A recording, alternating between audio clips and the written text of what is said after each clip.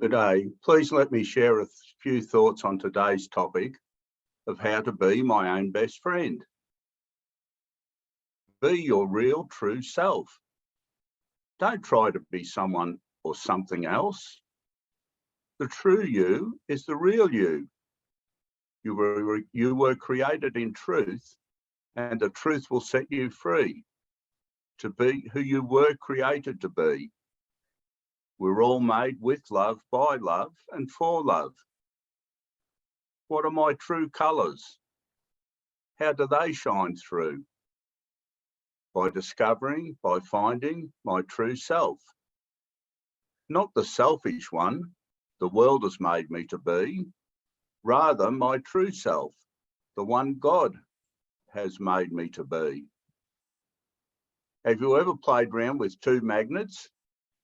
You just have to turn the two magnets around the right way and they will naturally attract each other and naturally draw each other together.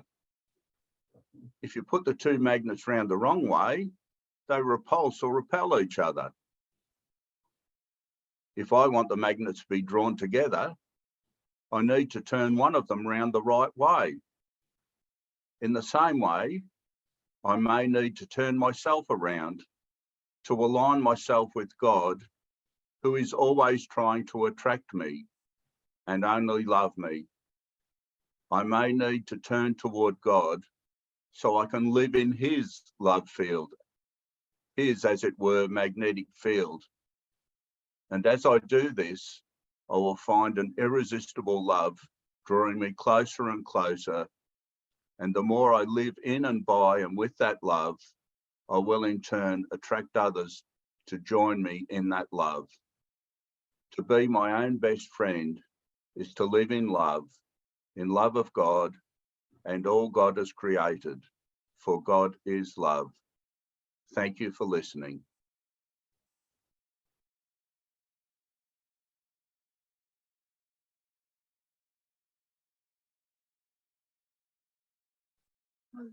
Hi, my name's Nadine.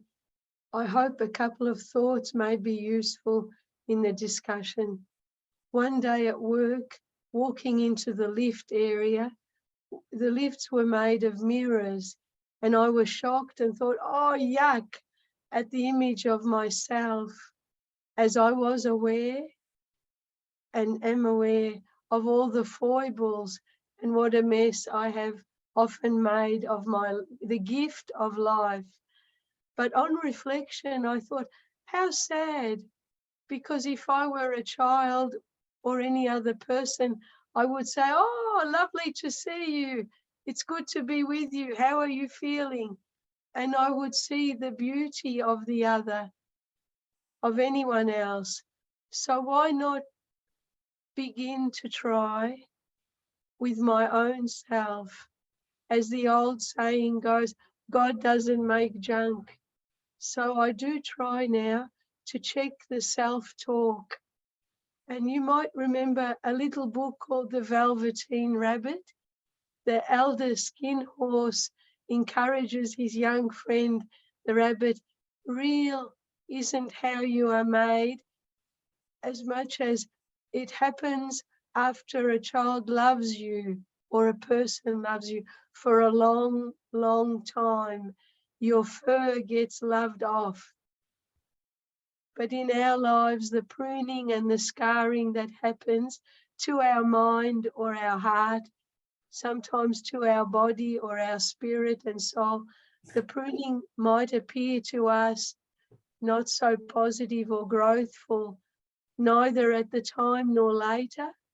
But when other challenges come and we haven't worked through the previous tidal waves or the boxing rounds and more blows come, what we perceive as too hard to process alone, may we learn together how to do this with God's help and the agape tools, so we're free to live life to the full in the presence of truth. Good practice for eternity. Thank you.